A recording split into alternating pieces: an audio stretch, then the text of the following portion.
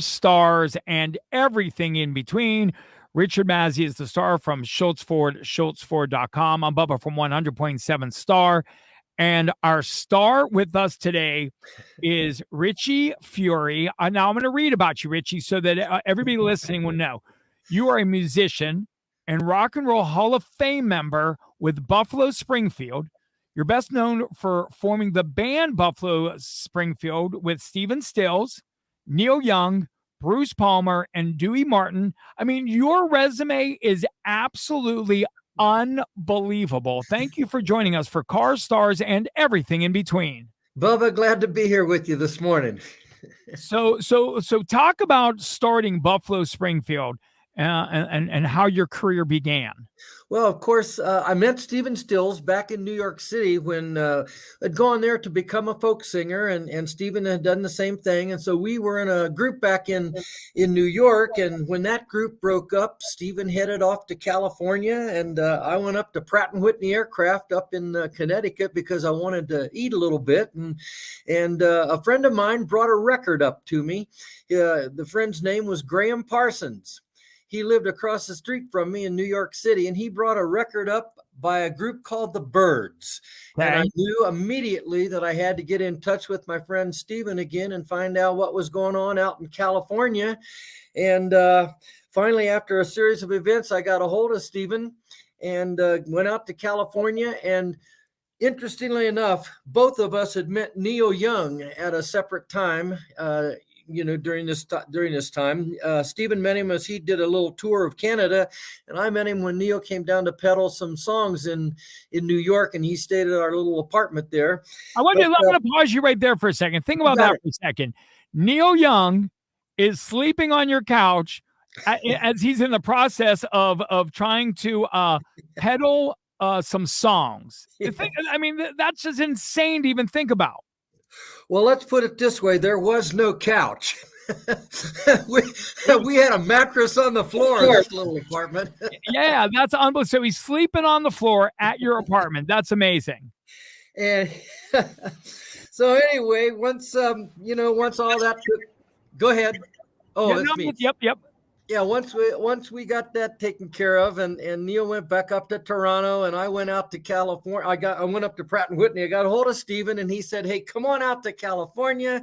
I got a band together. All I need is another singer, and we'll be on our way." And after hearing that record by the Byrds, I knew I wanted to make some more music rather than hand out tools in the tool crib. There's nothing wrong with that. I appreciate the guys that do that, but I wanted to make some music, and so I headed off to California. When I got to California, there was no band. It was me and Stephen. So wait a second. So what band was he referring to that you were joining, or did he just make up a story to get you there? Well, he practically just made up a story to get me there because yeah, I know, and I'm gullible, but I was so desirous to make music, So I headed out to California, but when I got there, it was perfect. We were in this little tiny apartment, and we sat right across from one another. And what we did was we learned all of the songs that Stephen had written that ended up on the very first Buffalo Springfield record. But during this time, we learned how to harmonize. We learned how to sing in unison. We learned how to phrase together. And so it was a real perfect time. But one day we were out on Sunset Boulevard, and we were driving east, and we kind of got in a traffic jam. And as the story goes, there was this hearse, a 53 Pontiac hearse driving west, heading to the 405 freeway to go to San Francisco. And we got stuck in traffic. And right there was Neil Young and Bruce Palmer. And I know you can't make this stuff up. It just happened. Talk about kismet, right? Talking about how it was just meant to be. It had to have been that you can't describe it any other way. We pulled into Ben Frank's parking lot, and of course Neil had taught me. Nowadays Clancy can't even sing while he was back in New York, and I taught it to Stephen. And so when we all got together back at our little apartment and played the song, I think that was the thing that really was the impetus for starting Buffalo Springfield right there, when Neil heard his song being sung and played by Stephen and me as a little folk duo. Before we get into the impact of Buffalo Springfield, let's talk about the name Buffalo Springfield. Where did that come from? Well, there was what do you want to call it? They're a steamroller that works on the roads, and it was parked outside of our apartment a little ways down the road on Fountain Boulevard, and we just ripped the sign off of it and put it up on a little mantle in the house where we were staying at that time, and said, "Hey, this looks like a good name." Little did I know that the group or the company actually started 9 miles from my hometown in Yellow Springs, Ohio. It was in Springfield, Ohio. So the legendary band Buffalo Springfield, that and we're going to talk about the impact this band has had on music generationally, literally was a steamroller. Yeah, it was a steamroller working on the road on Fountain Boulevard in Los Angeles, California. And for whatever reason, why did we just took a sign off, why do we even do that? Here we are, we're vandals. And how long from this moment where you guys kind of got together did you realize that you had something special? Well, when we started playing, there was just something that was right. Who could have put us together? Fact is, when things are put together on paper, sometimes they don't work as well as when you just kind of meet up. And that's what happened with us. And we were rehearsing and doing fine. There was another guy named Barry Friedman who really took a liking to us while we were just rehearsing. And we had everybody but a drummer. And he was friends with the manager of the Byrds at this time. And Dewey Martin was actually playing drums for a group that they managed called the Dillards. And the Dillards were trying to kind of electrify their music and get it a little more. They played bluegrass music. Okay. And they were trying to get it a little more oomph to it, I guess, and decided, nope, we don't want to do this. So they let Dewey go. And this guy said, "Hey, why don't you try Dewey and give him an audition?" And we didn't really know anything about Dewey, but he's got quite a resume himself if you go back and check him out. I mean, from Patsy Cline he was a countryist drummer, and he played with a lot of folks. But Dewey had one request. He said, after we said, "Hey, yeah, man, we really want you to join the band," he said, "Well, the only thing is I want to be able to sing a song. I sing like Wilson Pickett." Wow. So, okay, that gives me my next question, which might be the most difficult question that I'm going to ask. How would you define personally, being a part of Buffalo Springfield, the kind of music that it is, which is such a difficult question? Well, it's eclectic. We had a lot of we brought a lot of different influences into the band. I mean, Stephen was very much into blues. He was into Latin music. I was into country music and folk music. And Neil, he had his genres of music that he was writing and doing. And so we just brought it together, and it meshed. For whatever reason, it just meshed. Yeah, because Buffalo Springfield is eclectic, but there's really not one type of music you can define it as. I would say no, you can't. Right? I mean, because it's a little bit of everything. It is, and it's got rock and roll for the time, back in the early 60s. Interestingly enough, the song that really became the big hit for Buffalo Springfield, for what it's worth, it went right over my head when we auditioned. I'll say auditioned because Ahmet Ertegun, who the president of Atlantic Records, we were on Atco. After releasing the very first record, it didn't quite take off like I think everybody was expecting it to. And so Ahmet came out to hear what kind of songs we had for maybe a second project. And after, Neil sang some songs and Stephen sang some songs, and I even had some songs for that second recording. As we're packing up our guitars and getting ready to go, Stephen says, "Oh, I got another one for what it's worth." And it became the biggest hit that Buffalo Springfield ever had, as Ahmet heard it. And the reason it went over my head was I'm into Rock and Roll Woman and Bluebird and Mr. Soul. We're playing rock and roll. And this sounds like a little folk song that Stephen and I would have done back in New York a couple years earlier. And oh, my goodness. But there it was. Ahmet heard it, and it became our signature song. More with Richie Furay when we come back with Cars, Stars, and everything in between. 100.1 FM, AM 1020 KDK. This is Cars, Stars, and everything in between. He's the star, Richard Massey, Schultz Ford, SchultzFord.com. I'm Bubba from 100.7 Star. And man, do we have a star with us. Not just a star, but a Hall of Famer, Richie Furay. We're talking about Buffalo, Springfield, and everything else in between. Richard, it really is unbelievable to have him on with us today.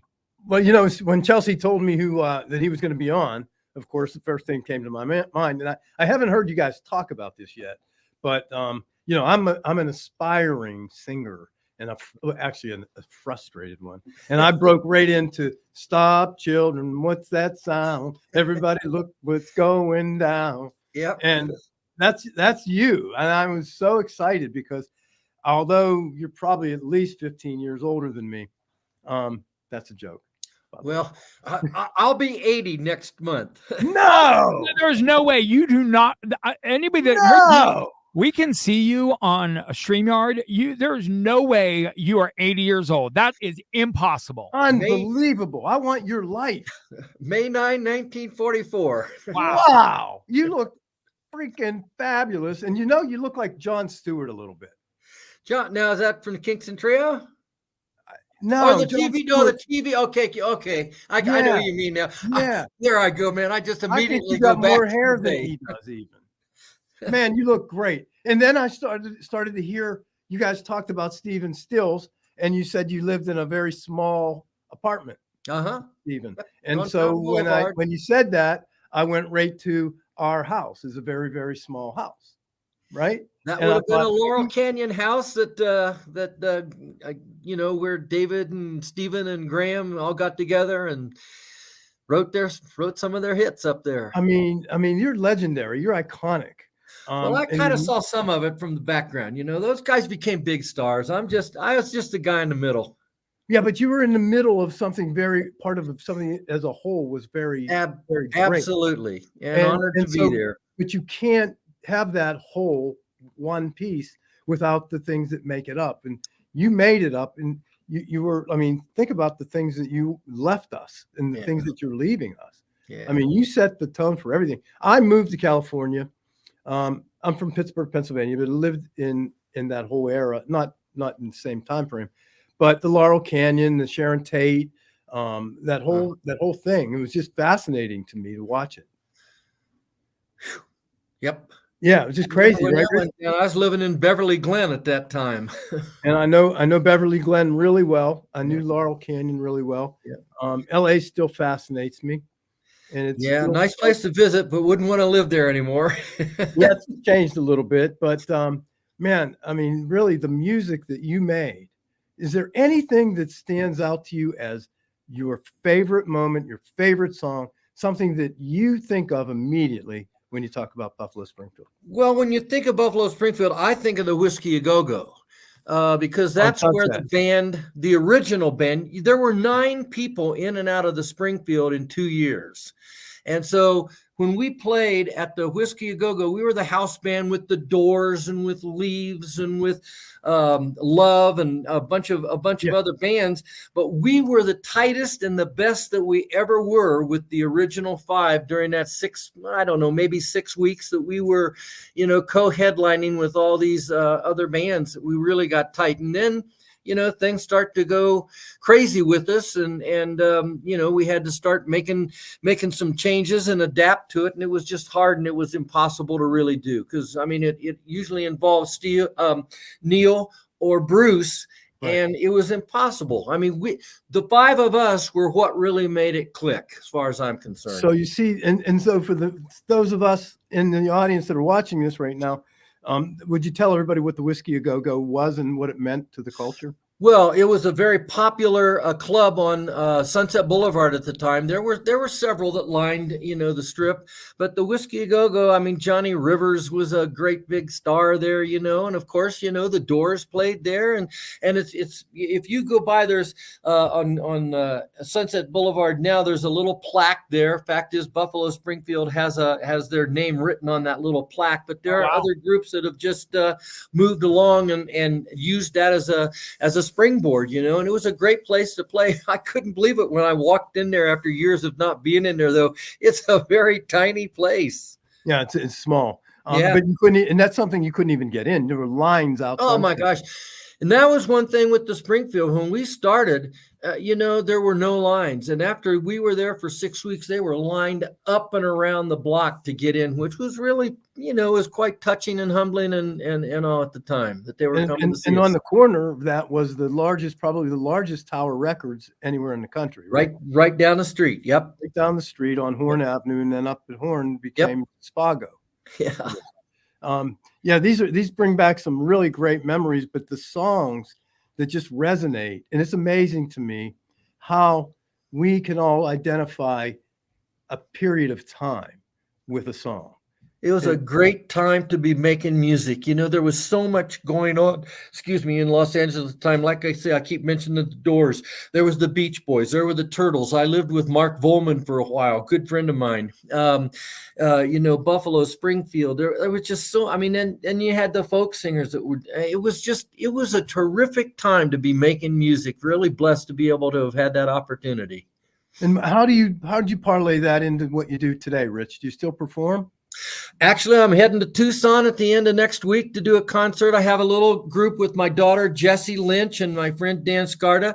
And then I'm heading off to New Jersey and New York to do some shows with a band. I've got a group of guys that play with me from San Diego. It's hard to get everybody there now with the economics of everything. But so I have different ways of doing it. But I keep thinking, good night, man, I should be retiring right now. And I'm still playing music. So is it because of your love for music that retirement isn't in your vocabulary? As long as I can do it, and as long as people want to come out and hear some of the music that I've been a part of, because I'll play stuff from the Springfield and from Poco and from my solo career. I've got a whole selection of music that I can play, and as long as there's people that want to come out and hear it, I'm happy to go and say, hey, good to see you guys. Thanks for coming out. Can we hear just a bar or two of your famous song? You mean like for what it's worth? Yes. Well, I'd have to run and go get something, and I want to hear it from you, a cappella, right now. Stop! Hey, what's that sound? Everybody, look what's going down. I thought you wanted to hear him sing. I didn't know you wanted to sing. I did, but he got me so excited. It's a duet. Richard. It is a Richard and Richie duet on Cars, Stars, and everything in between. But my name. Well, we need Stephen, who actually wrote that song. Oh, he did. Stephen Stills wrote that. Yeah, Stephen wrote it. Yeah. And who was the vocal on it? Well, Stephen sang the lead, and I sang along with Dewey. Dewey Martin and I sang the harmony parts.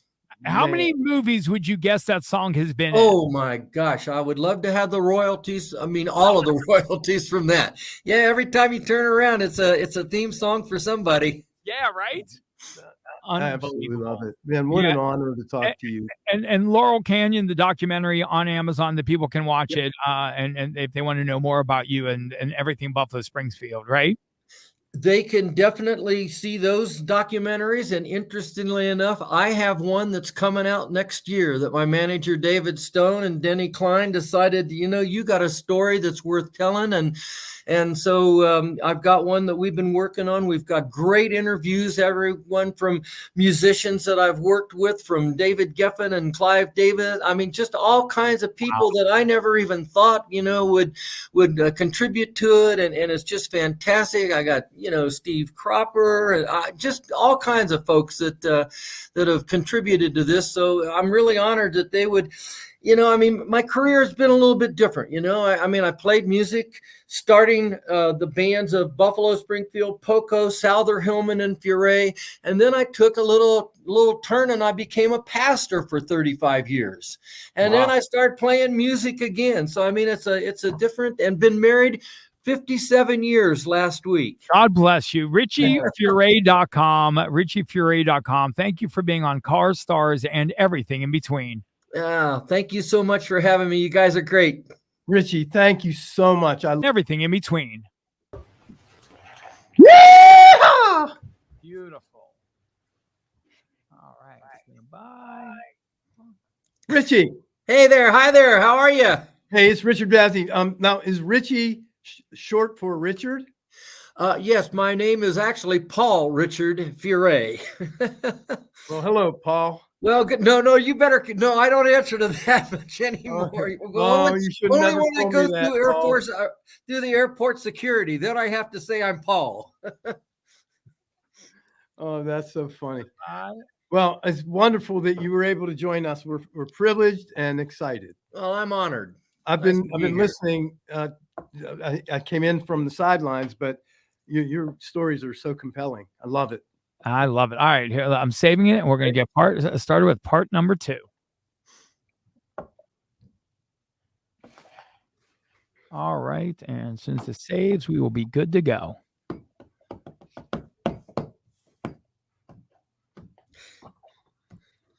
All right, here we go.